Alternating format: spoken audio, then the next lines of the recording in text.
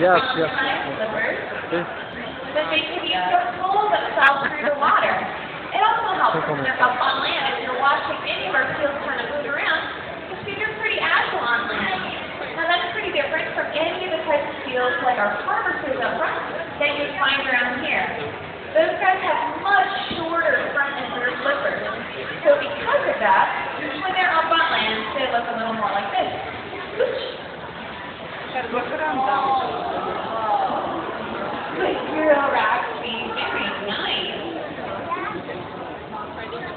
Now there are some differences between the felines and the fur seals, and that mainly has to do with this beautiful, thick fur coat that our fur seals have.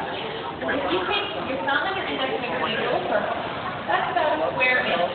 Now in that square inch, these guys have 300,000 hairs, which is a really big number and can be really hard to visualize.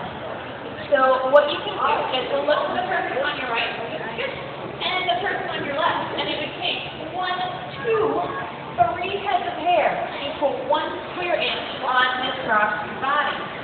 Now because of that, they spend a lot of time between sessions doing something called grooming.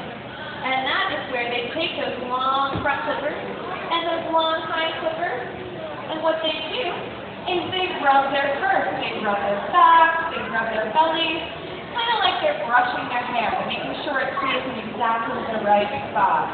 Nice job, ladies. Now this is a training session. Training sessions are kind of like school for our seals, where they work on behaviors that they already know, and they also learn brand new ones. So some of our behaviors allow our seals to participate in their own health care. That could be anything from hiding hands, good job, Rob, to getting their teeth brushed open, good, to even getting ready to have a voluntary blood sample taken.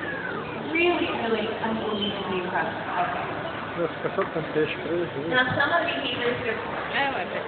Roxy is actually a psychiatrist. She has the brush.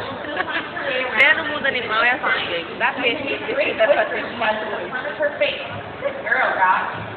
But because of that, when I ask her for different behaviors, instead of using hand signals that you might see a lot of the other trainers do, I actually touch different parts of her body and use my voice. So I say, Roxy, shake that. Oh, good shaking. Good job. Give it a little shake. Or if I tap kind of right in the middle of her throat, let's see if she'll say hello. Roxy, Bubble. Say it again, Bubble. Good job, Rob. Very nice. Now if I tap one slipper, good. She does a nice little salute.